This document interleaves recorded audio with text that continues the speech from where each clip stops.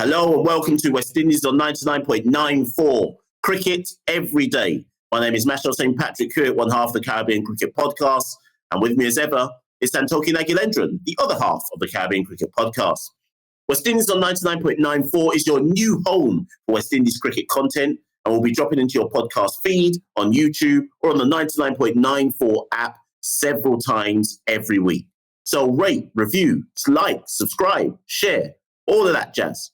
Also, if you get a chance, go check out the Mitch Johnson Show, where the former Aussie Quick talks about his life and cricket. You can find it where you listen to podcasts or on YouTube.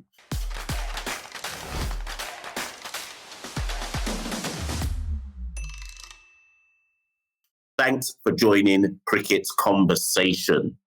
Today on West Indies on 99.94, we're going to be doing the part 2 that so many people asked for. Yes, you've guessed it. Part 2 of where do the West Indies go from here?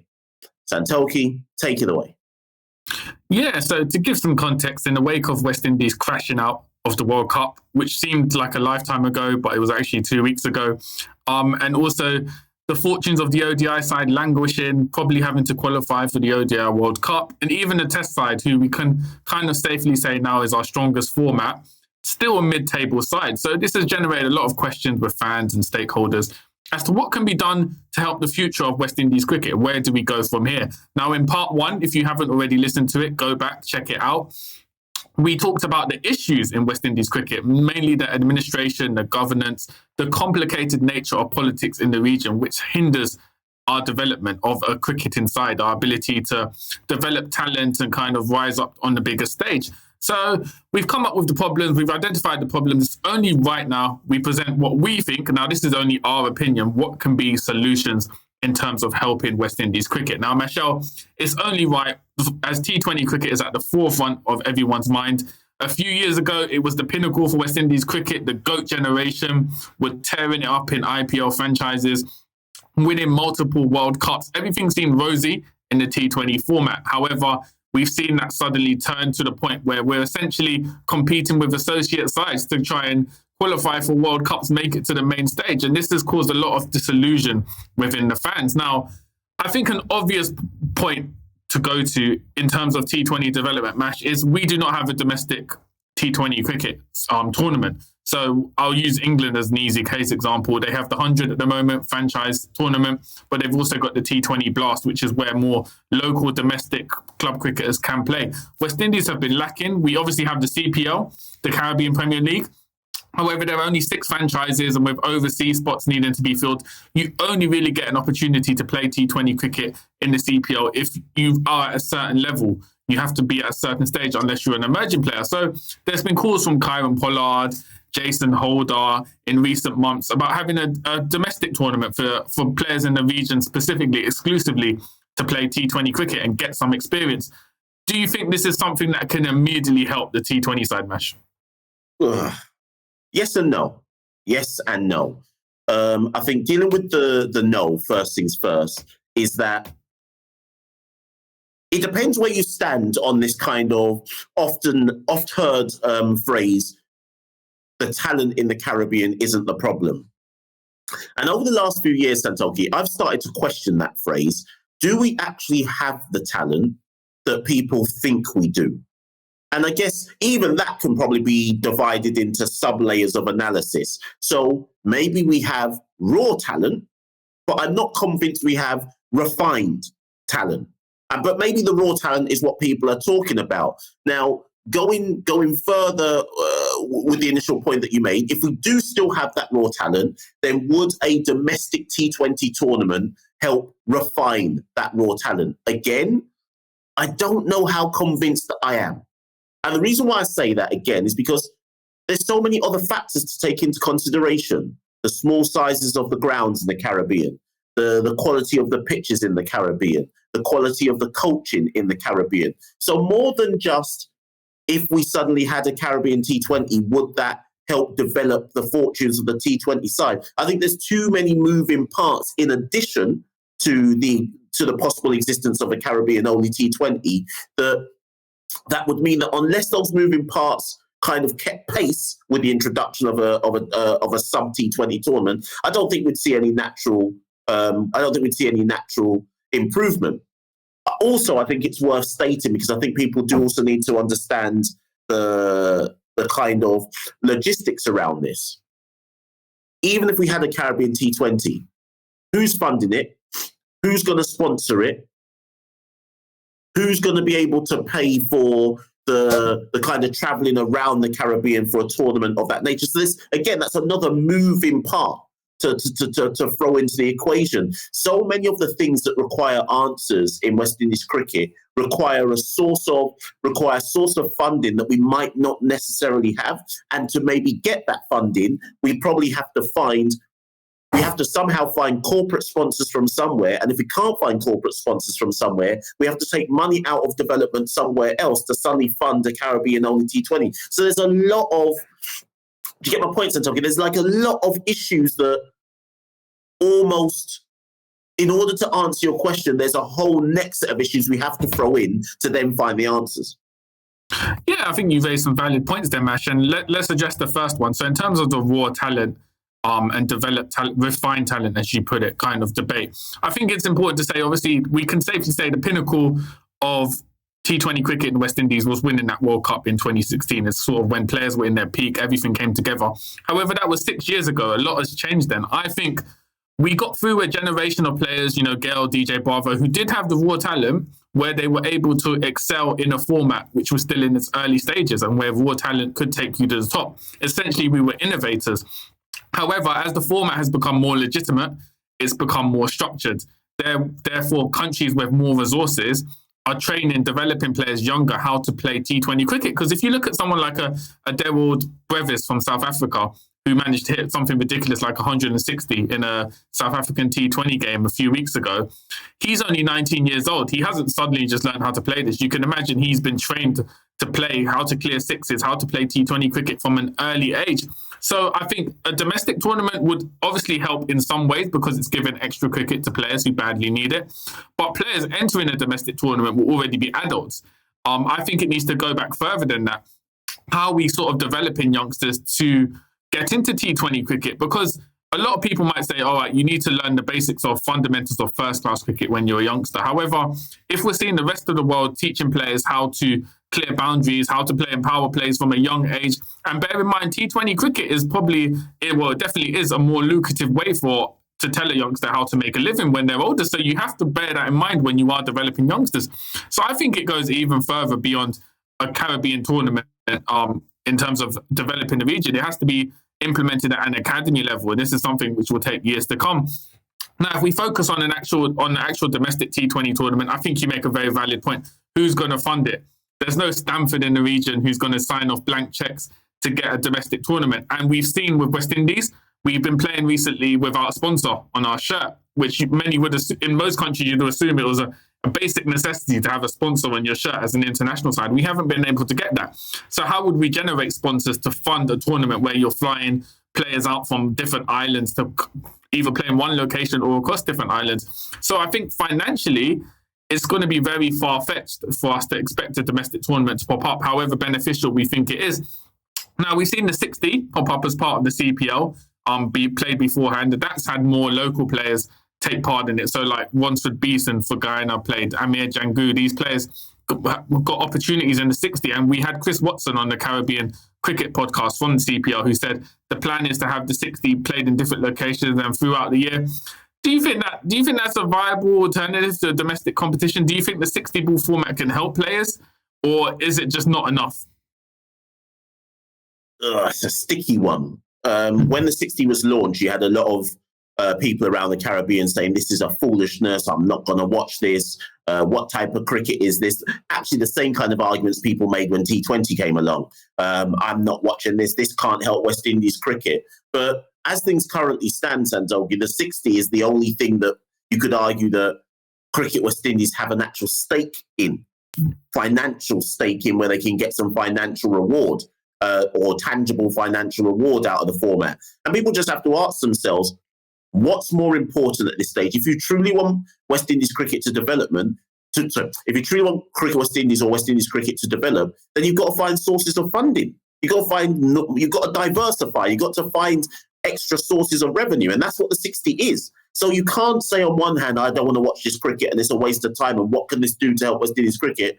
And at the same time say, well, West Indies need to find some money and make sure they invest it. It's their responsibility. Well, isn't that what the 60 is for, in essence? Can that format of cricket help our T20 players? I'm not as convinced, Santoki. The reason why is because I think T20 has become so tactical. Yeah. It's become so tactical again from a bowling perspective, matchups. When you maximize on your matchup, at what point you go on the attack and so on and so forth. Look at the level of analysis somebody like Freddie Wild and a Wigmore and Kartikeya, for example, go into it on just one T20 game. Yeah. So to try and say that T10 automatically equals T20. No, I don't think I'm buying. I don't think I'm buying that, or I don't think that the crossover is as obvious as people might think it might be. So the only real way I see T10 benefiting us on the field is if T10 becomes a legitimate format in the international game or in the Olympics or something like that, and then I can see how we might be able to maximize off the back of T10.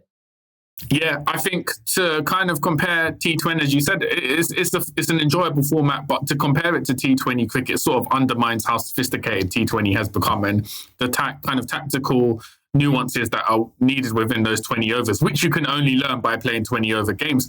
Now, Mesh, we've talked about obviously developing long-term. So what are we saying? For this current crop of players, a lot of them are in their mid-20s, late 20s. Is there any way to improve in the format? Do you think a new coach should come in with innovative tactics? Is it a case of them having to play more franchise cricket? Or do you just think they've essentially reached their ceiling? These are players who are not talented enough in T20 cricket and don't have enough opportunities to develop. So it is what it is at the moment with the West Indies T20 side. They're essentially a reflection of the state of the game in the Caribbean at the moment. Yes and no. Yes and no, Santoki. I would love to say yes and no. But I think I listened to your episode, and people, I urge you to all go listen to episode 31 when Santoki and Jared looked at what a head coach does, right? And there was a point made on that, I think maybe Jared made it, or maybe, I can't remember which one you made it, but we can objectively say that Phil didn't get the best out of our T20 squad. I think we can objectively say that. Could they have played better? Yes. Is their ceiling as high as a Pakistan, England, New Zealand, or India getting to a T20 World Cup final? I'm not convinced. Could we, however, make marginal gains on our T20 side? Yes. So things like, were players playing in the best role? Were we tactically bowling players at the right time? Did we best prepare players for a global tournament so that when they got there, everybody was clear, right, I bowl in the power play. I bowl in the middle phases. I come in after the fall of the second wicket because my job is to do X. And the reality of the situation is, Santoki, although we've covered it already in previous episodes, but the reality of the situation, and maybe it's the unique nature of West Indies cricket, we went into a tournament with our number 5 batsman saying he's not getting on the plane. Somebody who'd not played for West Indies the whole year suddenly getting into the side and not even batting as an opener, batting at number 3. Kyle Mayers suddenly being the opening bowler. So there are certain, to be objective, if we're truly objective, there are certain 1%ers I think that we could change that would better improve our T20 chances. But to further answer your question as to, well, what is it? Is that it for this generation? So in that sense, no. But is this a golden generation? Also, no. But that doesn't mean that you can't be better than the sum of your parts or whatever it might be. Better coaching should, in theory, go a small percentage of increase on the pitch. Yeah, no, I agree. I think there's room for improvement, as we've seen with this side. Due to various external and internal factors, there can obviously be massive, slight improvements in the side, but I think we'll never see them reach the limits, the ceiling of the golden generation. And that's the problem. A lot of fans are expecting them to live up to this generation, which was essentially, will probably be a once in a lifetime generation of players in the T20 format. Now, a lot of people will be listening to this thinking we'll have 2 or 3 points which we believe can solve West Indies cricket. As we've already shown in the first 15 minutes, it's deep-rooted issues. It goes beyond just 1 or 2 solutions. Now, we're going to take a quick break, and after the break, we're going to move on to 50-over cricket. Now, the Super 50s taking part in the region. So we're going to analyse how that correlates to the state of the 50-over game in the West Indies and what this means for the ODI side. You're listening to Cricket's Conversation on 99.94. Whatever your team, we have the show for you on podcast, YouTube, or on the 99.94 app. We have India, England, South Africa, West Indies, and now Sri Lanka covered. If you want to find us, the best way is to follow us on social media at 9994DM by downloading the 9994 app or Google 99.94 on podcast. We speak cricket. Okay, welcome back, guys. So as I said before, we took a break. West Indies are currently playing the Super 50, so the regional 50-over tournament. It's a 3-week competition. The reigning champions are Trinidad and Tobago. It's being played in Antigua and Trinidad and Tobago, so split hosts. Now, Machel, we'll probably go in more detail on a future episode about individual performances and kind of what we've seen from Super 50. But as a general overview, what are your first impressions? We're a week and a half into the tournament. What are your first impressions of the Super 50 at the moment? My first impression, Santoki, is that West Indies aren't going to qualify for the ODI World Cup. That's the reality. Whoever the new coach is, they've got one hell of a job to try and get our ODI side through those World Cup qualifiers to the World Cup. If I had to bet money now, I'd say we're not making it.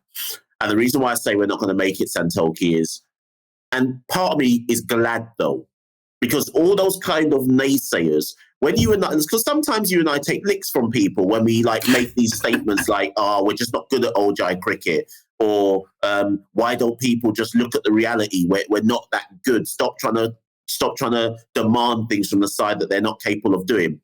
This Super 50, I hope, Santoki, the Super 50 has finally shown people what we're talking about. We're now, I think, 27 or 28 innings into the tournament, and there have only been 5 scores above 250. The last set of games we've watched, all the scores have been under 200. Now, come on, Santoki. Teams are batting 50 overs. teams are batting out their overs, Santoki. They're making less than 200 out here. I don't care what pitch you're on, Santoki. You can't feasibly bat out 50 overs and say 183. Hold that. That don't make no sense, Santoki. People playing Test cricket in 50-over cricket. So I think our problems in the 50-over in the ODI, the list A format, are even deeper than our problems in T20 cricket. I haven't seen much to assuage my fears that we're able to rotate strike.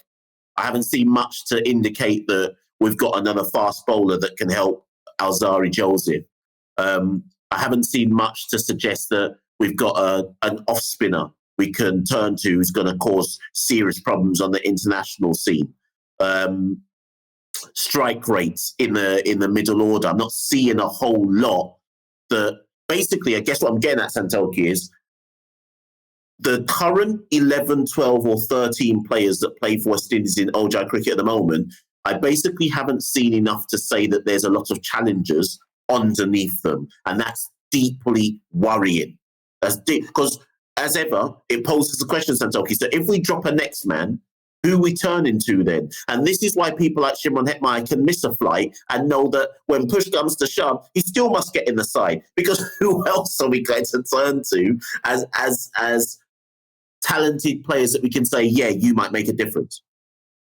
Yeah, as you said, I think the 50 over is more concerning, partly because with T20 cricket, we can say it's been a fastly evolving format. And the simple facts are we just haven't been able to play catch up with T20 cricket. By and by, 50 over cricket has generally remained the same for the past 10 years, essentially, in terms of how teams play it and what you're looking for. Essentially, 320 plus is a pass score in 50 over cricket. It's generally been like that for the past 10 years. But the rot has been there for long term. I mean, if you look at the facts, 2015, we made it to the quarterfinals, took licks from New Zealand, I believe. I think Martin Guptill hit like 264 or something ridiculous. 2019, we struggled to qualify for the tournament by the barest of margins with an umpire teeth out. Rain helped us through against Scotland. Then when we got to the main draw, we only won 2 out of our 9 games. So it's been a steady decline. And we've got to a point now where it's feasible to believe that we probably won't qualify for this ODI World Cup. Now, the problem you said is that we have standout players. So, for instance, the Shy Hope is a world-class 50-over player. But generally, as a team, it's not an excellent side. And the thing is, like you said, the players underneath, the players coming through, there's no real candidates putting their hands up. I mean, against Ireland, didn't we open with Justin Greaves out of nowhere, which sort of shows you kind of how threadbare our reserves are in that tank. So someone like a Shimron Hetmeyer can get complacent and believe they will make it just because we don't have world-class candidates for the ODI side. Now, Mash, the question I'm going to ask you is, obviously, ODI cricket hasn't changed. As a format, it's been around for, 40, 50 years.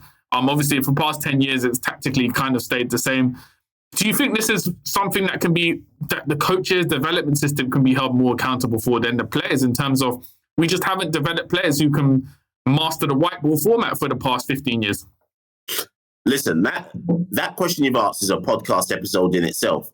Now, we're going to have to get a whole bunch of stakeholders on to really break it down. But what I will reference is when you and I got, I think it was Graham West. When we got Graham West on the Caribbean Cricket Podcast, might be in episode 71. Do you remember he made that point where he said that one of the things that hinders Caribbean players or West Indian players is shots that they think are 1s or 2s or 4s on Caribbean pitches. When they then go elsewhere in the world, that's why they can't pierce the gaps, because I think he was making a point that the conditions that the West Indian players are growing up in he never used those words, these are our words, we're paraphrasing, but he essentially was implying that, listen, don't underestimate how substandard the conditions are, and that's what the players are learning their game on. So when we look at the West Indian players on the international scene, and we look at them like, why is there a 72% dot ball percentage? How can't these men find not one single anywhere? And like I say, the point that Graham essentially was making was like, listen, they're not growing up in conditions that allow them to necessarily find out how to pierce gaps. They're going to need a better developmental system. Now, somebody's going to listen to this and go, what the hell are you two talking about? That's nonsense. I'm just saying what came out of the episode. So I think unless ultimately, and this is fundamentally one of the issues, if there's not a better developmental system, how are we going to be asking players to suddenly do things that the grassroots can't teach them to do? You could have the greatest coaches in the world. They're only going to be as good as the tools that they've got. Do you know what I mean? So I can, to use a teaching analogy in my other job, I can teach 30 kids and I can teach them well. But say I don't have anything. I got no blackboard. I got no chalk. I got no pen. I don't even have a book. So what? I must suddenly teach them everything in the world and all I've got is my voice. Like, come on, give me some tools. Give me some actual up-to-date tools that allows my set of kids to meet at least the same standard as some other kids elsewhere in the world. So people can't look at what's next for West Indies and not appreciate and understand that there are certain structural hindrances that our players, it's like they're going through the system, Santolki, with a ball and chain attached to their legs, if that makes sense. Yeah, no, completely valid points there, Mash. And like we said, this isn't an easy topic to talk about. We can't cover it in 30 minutes. We might have to do a trilogy episode. We have to do a part 3 to elaborate on this. But we're going to take a quick break, and on the other side, we'll wrap up our thoughts on all of this. If you love the language of cricket and want more, then head over to the 99.94 app, and you can hear all of our podcasts and cricket commentary. We're adding new shows all the time and covering cricket series from all over the world. Be the first to hear all of our announcements by following us on social media at 9994DM. Welcome to Cricket's Conversation. Okay, we're back now, Mash. And I think what highlights for me, I mean, we're a week and a half into Super 50. 34-year-old Shannon Gabriel is currently the leading wicket taker in the Super 50. Now, he's someone not known for his white ball credentials. He has played it, but not really regularly for the past 3-4 years.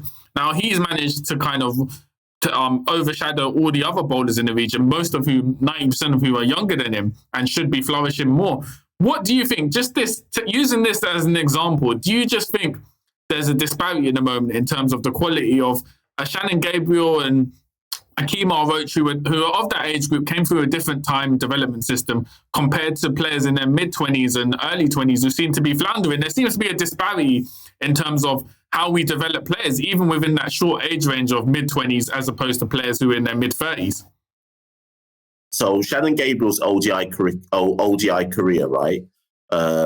He has played 25 ODI matches for West Indies and taken 33 wickets at 34.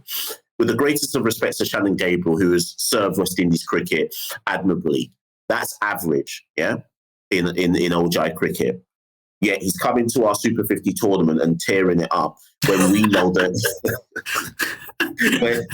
when we know that it's not even a strong suit of his. He's just okay. He's just okay. Do you know how mad it is that Shannon Gabriel's coming looking like Shaheen Afridi out here in the Super 50? Listen. I think the reality is this, and I think about the interview you did with Tevin Imlach. And for those who don't know what we're talking about, go to the Caribbean Cricket Podcast YouTube channel to watch that. Tevin Imlach, Santoki, played for the West Indies under-19 side at the 2016 World Cup. 6 years later, he's only really now cementing his place in the Guyana setup. That says everything. So Tevin Imlach is now, 25? But arguably, you could say that at the age of 25, his experience level is probably that of a 19-year-old in some of the other international countries. He's not necessarily much further on in his journey because of the way our system is set up. So that's, to answer your question, that's why I think so many of our mid-20-year-olds aren't necessarily as ahead in their game as they should be. They don't, for starters, they don't play enough cricket. I think we've made this point before. Super 50 is going on right now. So whoever gets knocked out in the group stages will have played 6 games. Santoki, that's their lot for the whole year. That's their 6 50-over games for the whole calendar year. And then we're saying that a man must come from that and play international cricket. It don't make no sense. It don't make no sense, Santoki. So this is the problem. What is at the moment? How do you make the ODI side? Now you had a great interview with Alec Afanez from Dominica, 23-year-old, hit 2 consecutive centuries in the opening 2 games, but that should put him into contention for getting an ODI call up just because of the quality we have. If you make 2 knocks like that, but it shouldn't be a case of where you've only got 6 games to prove yourself. Essentially, he'll probably make the squad because it's remarkable to hit 2 consecutive centuries in your first 2 games, but that shouldn't be the standards in which that's how you kind of get considered. Anyone else, if you're not performing in those 6 games for whatever reasons it happens to players, that's your opportunity gone for the next year, 18 months. So we also don't have a system which allows players to properly and consistently play 50-over cricket and also be observed by coaches. You're essentially going off a handful of games, and then you're essentially having to blindly pick if anyone tends to be injured or withdrawing from a tour, which is how Justin Greaves ended up on that Ireland tour, for instance. So for me, the system, and this again links to sort of finances, we just can't afford to have regular Super 50 tournaments where you have to fly players in from different islands and have them for 3 weeks playing it in a tournament. So for me as well, that sort of links to the whole issue. We don't have the resources. There's not a system or a schedule that's beneficial to the players. And then in turn, we're expecting us to compete against sides like India, Australia, England, who have a vast wealth of a system, an ecosystem which is designed to produce elite upon elite upon elite players. Whereas essentially, if we're being realistic, the West Indies system could be from the 80s or 90s. It's essentially players doing well in spite of the system rather than the system producing them.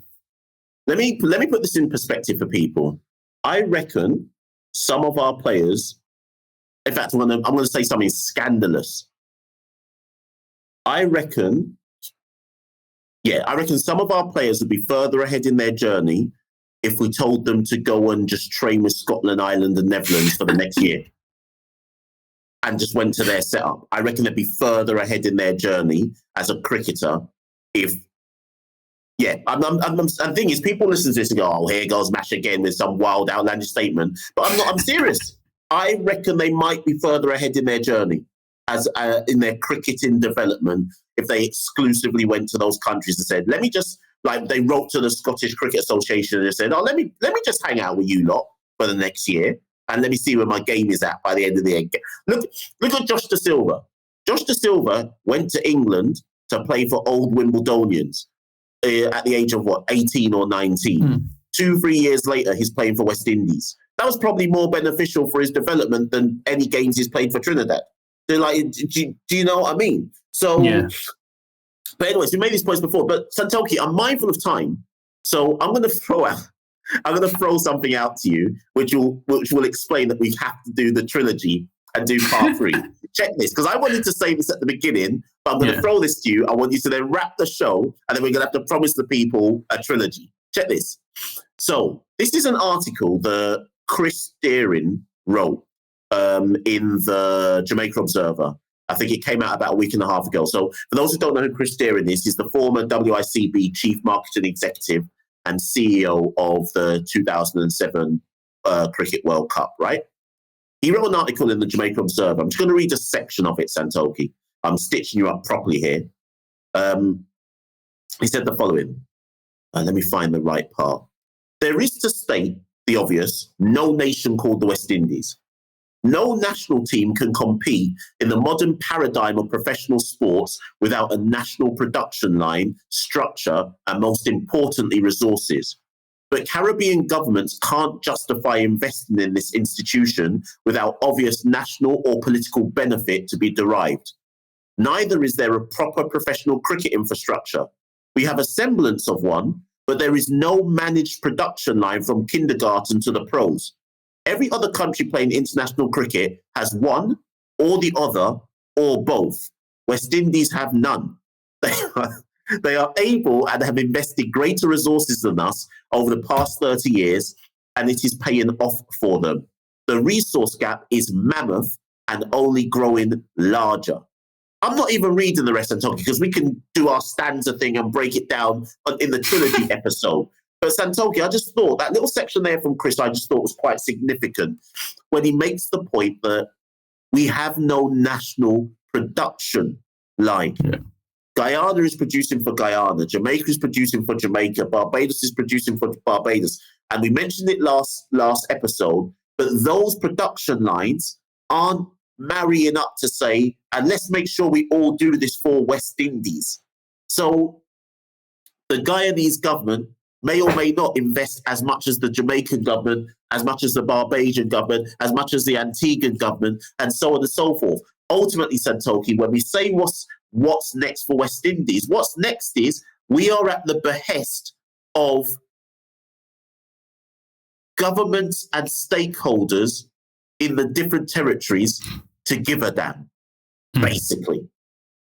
Yeah, I think there's no consistent policy in terms of development. You're essentially at the whim of whatever party takes over government and whether they prioritize funding for cricket. They might prioritize other sports. They might prioritize it into different sectors or areas.